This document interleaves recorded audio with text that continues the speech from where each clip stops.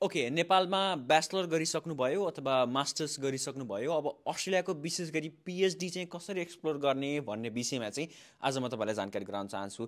पिएचडीमा normally पिएचडीको इनरोलमेन्टमा education एजेन्टहरूको अथवा कन्सल्टेन्सीहरूको त्यति धेरै भूमिका हुँदैन, किनकि यसमा एप्लिकेन्टले नै आफैले इनिसिएटिभ लिएर युनिभर्सिटीहरूसँग अप्रोच गरेर चाहिँ पिएचडीको एप्लिकेसन सुरु गर्नुपर्ने हुन्छ।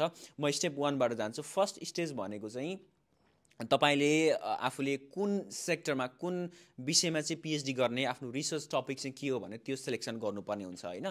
तपाईले अब आईटी पढ्नु भएको भने आईटी स्पेसिफिक नै हुने भयो।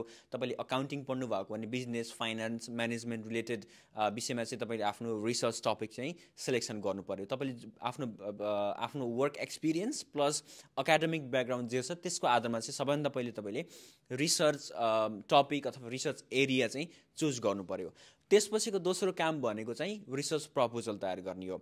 नर्मल्ली चाहिँ अब हामीले धेरै पिएचडी गरिरहेको नेपाली विद्यार्थीहरूसँग कन्सल्टेसन गर्दा उहाँहरूसँग कुराकानी गर्दा उहाँहरूको एक्सपिरियन्समा के बन्नु भएको छ भन्दा नर्मल्ली 1000 देखि 2000 वर्ड्सको बिचमा चाहिँ रिसर्च प्रपोजल बनाएर हरेक युनिभर्सिटीहरूमा चाहिँ सुपरभाइजरहरूलाई पर्सनली इमेल गर्ने भनेर चाहिँ उहाँहरूले सुझाव दिनुहुन्छ। यसको मतलब तपाईले के गर्नु पर्यो भन्दा आफूले स्ट्रङ एकाडेमिक रेफरेन्स अनि लिटरेचर रिभ्यू सबै गरेर राम्रो रिसर्च प्रपोजल बनाएर चाहिँ युनिभर्सिटीहरूको फ्याकल्टीमा गएर हरेक फर इक्जाम्पल तपाईँले भिक्टोरिया युनिभर्सिटीमा पिएचडी गर्छु भन्नुभएको छ, मोनासमा युनिमेलमा गर्छु भन्नुभएको छ भने ती युनिभर्सिटीहरूको चाहिँ वेबसाइटमा गएर फ्याकल्टीमा गएर वेबसाइटमा फ्याकल्टी भन्ने सेक्सन हुन्छ, त्यो सेक्सनमा गएर चाहिँ सुपरभाइजर खोजेर त्यहाँ पनि लेखेको हुन्छ यो सुपरभाइजरले यति बेला क्यान्डिडेटहरू लिइराखेको छ कि छैन भनेर पनि मेन्सन गरेको हुन्छ कतिपय युनिभर्सिटीहरूमा।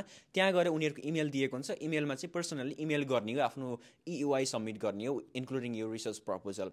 अनि प्रपोजल चाहिँ कस्तो हुन्छ भन्दा तपाईँले एउटा युनिभर्सिटीमा एउटा प्रपोजल पठाउनु भयो भन्दैमा त्यो युनिभर्सिटीबाट तपाईँ एक्सेप्ट हुनुहुन्छ अथवा रिप्लाई पाउनुहुन्छ भन्ने हुँदैन। तपाईले हरेक युनिभर्सिटीमा चाहिँ हरेक प्रोफेसरहरूलाई चाहिँ सुपरभाइजरलाई चाहिँ आफ्नो EUI सब्मिट गर्नुपर्ने हुन्छ, प्रपोजल अप्लाई गर्नुपर्ने हुन्छ। त्यसपछि तपाईले 10 वटा 20 वटा युनिभर्सिटीमा अप्लाई गर्नुभयो भने त्यसपछि एटलिस्ट एउटाबाट चाहिँ तपाईलाई रेस्पोन्स आउला हैन। त्यो भइसकेपछि तपाईले सुपरभाइजरले तपाईलाई I am happy to supervise you भनेर भनिसके भने उसले त्यसपछि चाहिँ तपाईको प्रोसेस एडमिसनतिर अनि स्कलरशिपतिर जान्छ।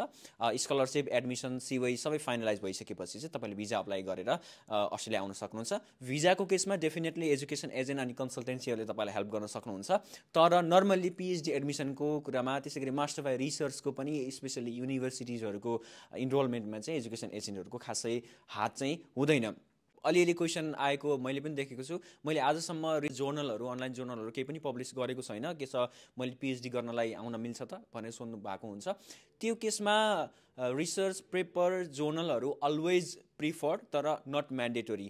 मैले आफूले एटलिस्ट पनि 5-6 जना पिएचडी गरिरहेको विद्यार्थीहरूसँग सल्लाह गर्दाखेरि चाहिँ उहाँहरूले के भन्नुभयो आफ्नो एक्सपिरियन्स भन्दा यदि पिएचडी अस्ट्रेलियामा गर्न चाहनुहुन्छ भने आफ्नो रिसर्च अथवा जर्नल पेपरहरू चाहिँ पब्लिसै गरेको हुनपर्छ भन्ने म्यान्डेटोरी चाहिँ छैन। तर यदि तपाईँले गर्नुभएको छ भने चाहिँ त्यो अलवेज रेकमेन्डेड अथवा प्रिफर्ड। यदि तपाईँले पनि थप जानकारी लिन चाहनुहुन्छ पिएचडीको तपाईँको एडमिसन सम्बन्धी भने तपाईँले हामीलाई सम्पर्क गर्न सक्नुहुन्छ। त्यसै गरी मास्टर बाई रिसर्च अथवा मास्टर बाई कोर्स वर्क अथवा any type of Australian education related query छ अथवा एडमिसन गर्न चाहनुहुन्छ भने डु कन्ट्याक्ट टु आइएसएस इन्टरनेसनल।